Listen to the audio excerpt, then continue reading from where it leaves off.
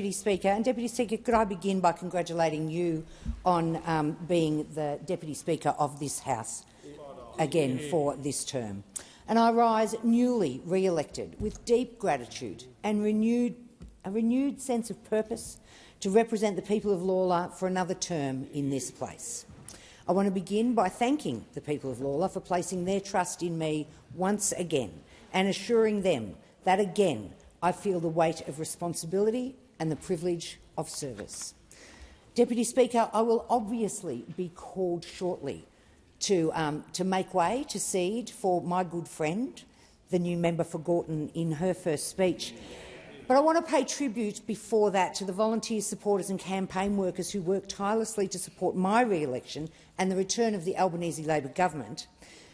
and to thank them and to thank those who join us today to hear from the member of Gorton who helped on that campaign, and to the people who worked across the country to see the re-election of the Albanese Labor government. My deepest gratitude, and I know the gratitude of all who sit on this side of the House. Thank you for the early mornings, the late nights, the phone banking, the door knocking, the letterboxing, and for standing with me in the typical Melbourne elements of the rain, the wind and the sunshine, often in the same hour, at pre-poll.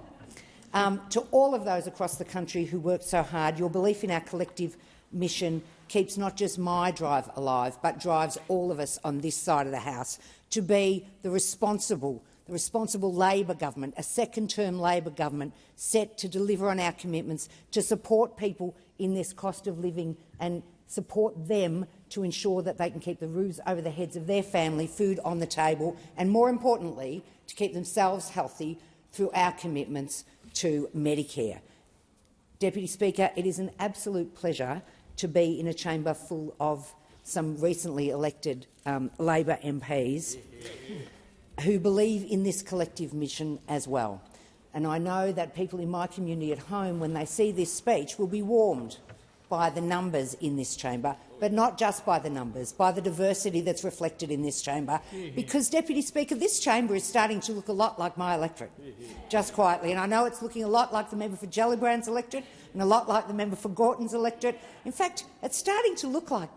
electorates across our country. Obviously, we've got more work to do, but we're really pleased, and I know that there's a minister behind me who's really pleased to see us as a majority government with a majority of women in this government, something that I know 30 years ago, when we passed affirmative action laws at a national conference, that those women on the floor that day fighting so hard for gender equality would be so proud today to see us all take our places in this chamber.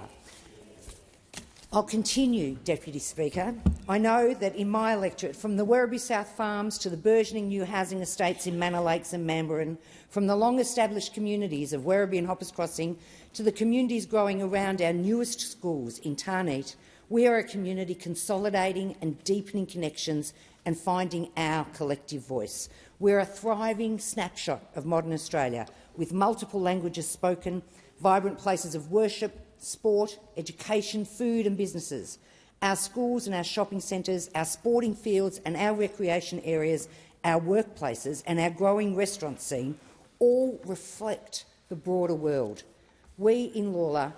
are truly a global community, and with that comes extraordinary opportunity and, yes, some challenges, but nothing that will ultimately impede us from making the most of our promising future. And I know that those words can be shared in every electorate across this country, because we are building a new, modern Australia, reflective of the globe and everything that means. I look at the classrooms, I walk into classrooms in my electorate, I'm so proud to see the multiculturalism reflected back at me, but not just because of its difference or its diversity, but because at the core of it there's an aspiration about what this country can be, an aspiration about where we might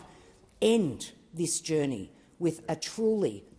global country in the South Pacific, and what that will mean for the world. We will be a beacon for how we can live together, for how we can plan together, for how we can create communities across our country and across the world where people's race, ethnicity, colour, gender, where diversity is celebrated everywhere, not just in the schools in my electorate, but across our great country and across the globe. Deputy Speaker, I believe you're calling time on my contributions at the moment. I will give that time and look forward to returning to my address and reply at a later hour. I thank the Chief Government.